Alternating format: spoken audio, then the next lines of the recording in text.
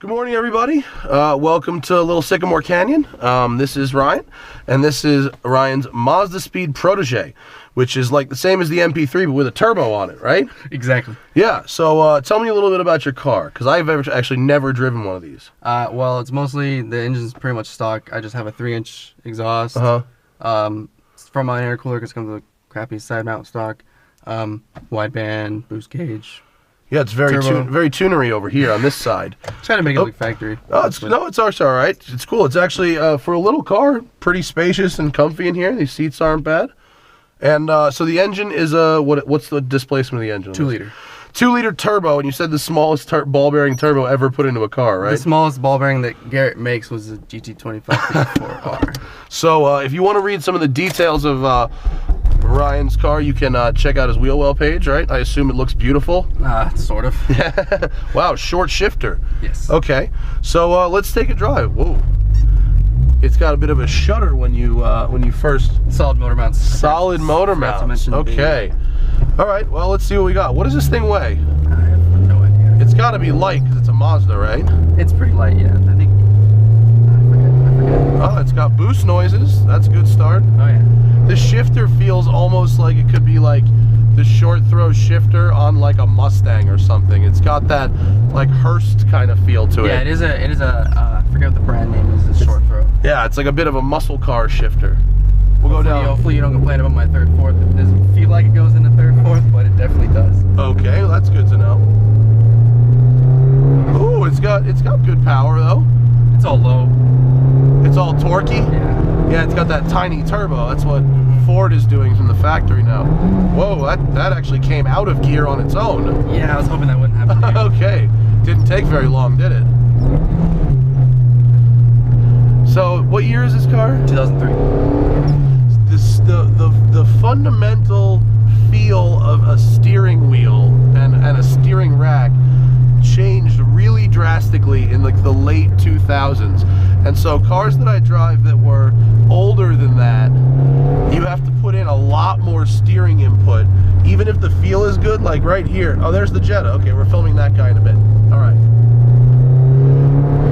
So even cars with good steering, you just have to do quite a lot more inputs, right, to get off center than you do in a new car where they've really tightened up that on center. Something strange is happening in the steering feel as well. When I was loaded up, it felt like the power steering pump was on and then off for a second. I've been having an intermittent problem with the power. If the RPMs are really low, it seems to want to not be as power steering. Okay, so we'll wind it out. Here's full throttle. Good little motor. Not the slowest thing you've driven. No, certainly not the slowest thing I've driven. It's a good little motor.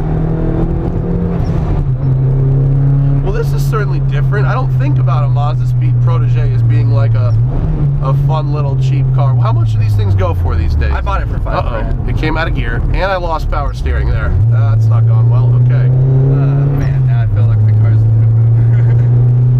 It happens. It happens. It always happens at the worst possible times, doesn't it? Yeah.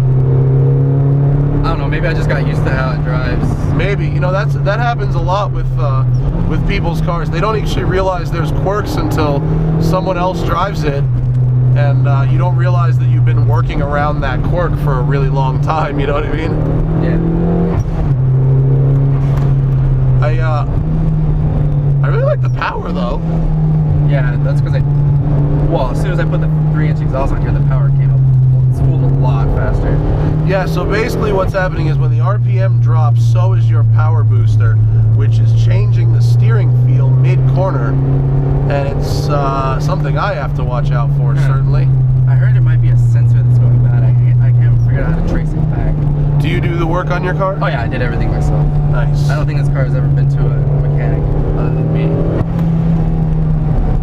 Well, I like how like small it is. It's like the right size car. I imagine you can stick this thing in pretty much any hole in traffic, right? Yeah, no, it's great for that. And it has the little punchy power to get past everything. Yeah, it's got that immediate sort of torque shove.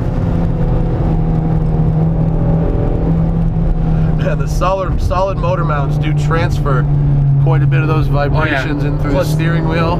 You have the AC on, so it's taking a little bit of. Oh, do I? Yeah, okay, you can turn it off. I just wanted a little vent. We can flip around here. Let's go uphill. Have you done anything with your brakes? Look at this turning radius. Good turning radius here. The here. only thing I did with the brakes is it has stock Mazda 6 brakes instead of the. Oh, cool. So. Are Mazdas like Subarus where you can shove a bunch of mix and match parts on there? So far, the only thing I found was the brakes. Oh, okay. Well, that's a good one. I imagine that's a cheap way to do a big brake upgrade, right? And about 150 bucks. Really? That's great, man. Brakes are not cheap. It's just a bolt-on caliper. It gives you 2 inches bigger rotor. Really? That's awesome. And I assume you have to put in bigger wheels for that as well, right? No. Oh, really? You can run stock wheels? As long as you have a 16 and ups, and these are stock 17, so it's perfect. It's so funny to have this like muscle car-y feeling notchy shifter with turbo engine. It doesn't really torque steer so much. That's good. Whoa. I like the power going up the hill, man. Yeah, it's punchy. It is punchy. And you can get these things pretty cheap used? Yeah, no, they gotta be pretty cheap, right? I paid $5,000, but that's because I only had 92,000 miles on it. Yeah. So if you want on one with like a little over 100K, you can spend like 3 or 5. Oh, alright. Yeah, they don't hold their value, unfortunately. Yeah, but this is a surprisingly punchy little package. I mean, yours obviously has a couple of little quirks to it, but this overall is sort of a nice little car. Yeah, I really like it. For my first turbo car, I really enjoy it. Yeah. And it's kind of different. I don't see these a lot, you know? No, they're becoming kind of uncommon and rare-ish. Yeah, it's a nice little car. Did it come with these white gauges or did you change those? No, that's still stock. Yeah, usually they're black fakes, but for the speeds they put white. That's racist. Came out of third there. It's like my Lemons race car. It would come out of third right at mid-corner and you just have to be aware of it and quickly shove it back in. Yeah, I haven't had money to rebuild the trans. It was rebuilt already by the previous owner. I don't think he put it back because the stock diff blew up on the previous owner. Go! Go, Mazda, go! The brakes have good initial bite. But it's only third gear. It's not popping out of the other gears, right? Yeah. It's just third, yeah. It's just third. I am surprised at how little torque steer there is. Those guys probably should have been a little further onto their side of the road. It was almost an Arlen. I'm just, yep. It's unhappy with third gear. It's only when you clutch out. We're going to have to worry about getting you a new gearbox, sir. Oh, yeah. You want to pull out of my way? That would be sweet. Oh, you are a gentleman, sir. How very nice of you. I get really lucky with people moving out of my way while we're filming. It's funny, I actually almost forgot that third gear falls out.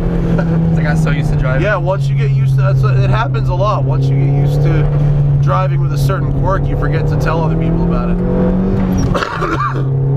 Oh, sorry, I'm feeling just hoping you wouldn't notice. I notice everything. I was like, be good car, just don't mess up for a minute. Yeah, it's like you're going to trade it in or something and you don't want the dealer to find out on the test drive. Exactly. We traded in a car and it died in the parking lot right before they took it out. Good luck. No, it started back up though. We were very lucky. Nice. Well, I like this engine. This is a good little engine. Once we get you a new gearbox, you'll be good to go. Oh, and a new power steering pump. I think it's just the little sensor that's it's supposed to bring up the idle or something, or bring up the revs when it goes down or something. I'm not sure. So power steering goes in and out and it pops out of third, but besides that, this is a neat little car actually. I think it makes 200 horsepower. I'm hoping it does. I haven't actually dynoed it. It should make 200 horsepower. In 1,000 feet it ran 12.7 seconds, but that was only 1,000 feet. And 1,000, oh, so you're 13s though for a little car like this? The 13-second quarter is not too bad. No real drag strip for me to go to. Yeah, all right. Cool, man. Thanks, Ryan. You can check out more about what Ryan has done to his Protege on his Wheelwell page. While you're there poking around, have a look at my garage, see what I've been doing to my cars recently, and I've upgraded my parts list with the full build sheet for my Mustang. Thanks, buddy. Appreciate it. See you guys next time.